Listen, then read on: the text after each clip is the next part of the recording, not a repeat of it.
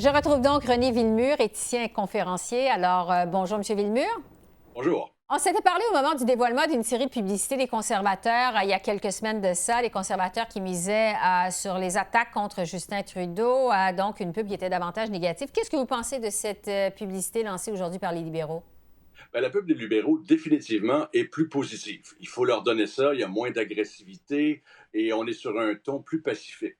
Toutefois, quand j'entends tenue debout et que je sais répéter sur les pubs radio, même chose par les candidats, je trouve qu'on dirait un mantra, on dirait une anaphore, là, une figure de la répétition parce qu'on veut y croire, mais en même moment, on n'y croit pas.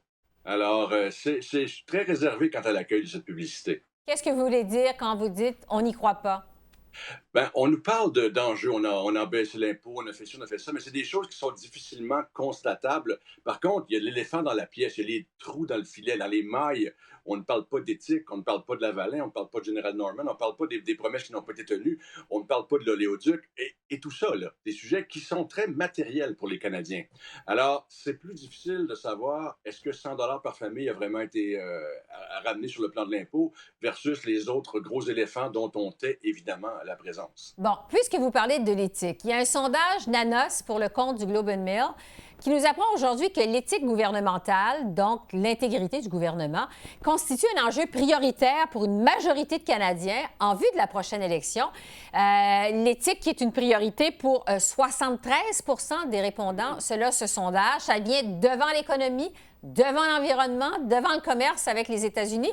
Qu'est-ce qui explique cette soif d'éthique chez les Canadiens à l'approche de la campagne électorale, selon vous? Vous savez, M. Trudeau, on lui a reproché quand même pas mal de choses sur le plan éthique et à chaque fois, il n'a pas voulu adresser la situation. Il l'a tassé du revers de la main, mais ces choses-là reviennent le hanter et viennent hanter le gouvernement en général. Je crois que s'il avait pris le temps de répondre un peu plus attentivement aux questions et en ayant l'air moins désinvolte là-dessus, on ne serait peut-être pas à ce point-là. Mais aujourd'hui, l'éthique va être, je crois, l'enjeu numéro un de la campagne avec les nombreuses affaires auxquelles les gens vont devoir répondre. Mais ce serait bien si les partis, plutôt que de critiquer le manquement d'éthique de l'un, pouvaient eux-mêmes faire preuve d'éthique et dire qu'est-ce qu'ils vont faire afin que ces manquements ne surviennent pas de nouveau. Oui, parce que, en fait, vous dites, c'est les affaires dont on a entendu parler, l'affaire SNC-Lavalin, l'affaire Mark Norman également. Est-ce que vous pensez, comme les gens de Nanos, que la grande couverture de ces affaires-là, ça fait en sorte que, justement, ça a donné, en fait, soif d'éthique aux Canadiens? Est-ce que vous pensez que ça a un rapport?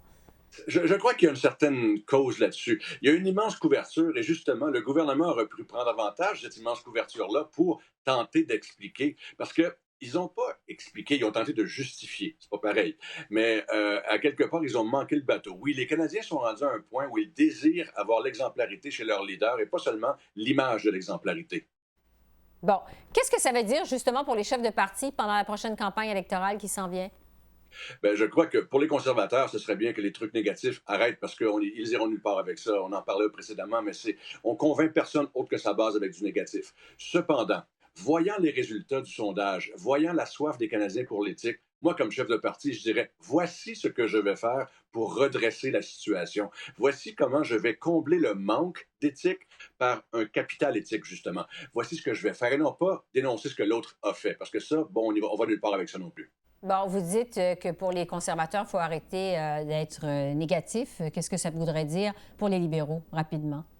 Pour les libéraux, je crois que tenter d'éviter le sujet, c'est pas une bonne idée. Et en même temps, ils n'ont pas tout tort non plus. Alors, je crois que de parler de ce sujet, le sujet de l'éthique, en disant voici par contre ce qui a été fait, voici ce qu'on planifie faire à tout hasard. Mais la côte va être ardue à remonter parce que dès son entrée en mandat, M. Trudeau a fait l'objet d'un rapport de la commissaire à l'éthique et il l'a tassé du revers de la main.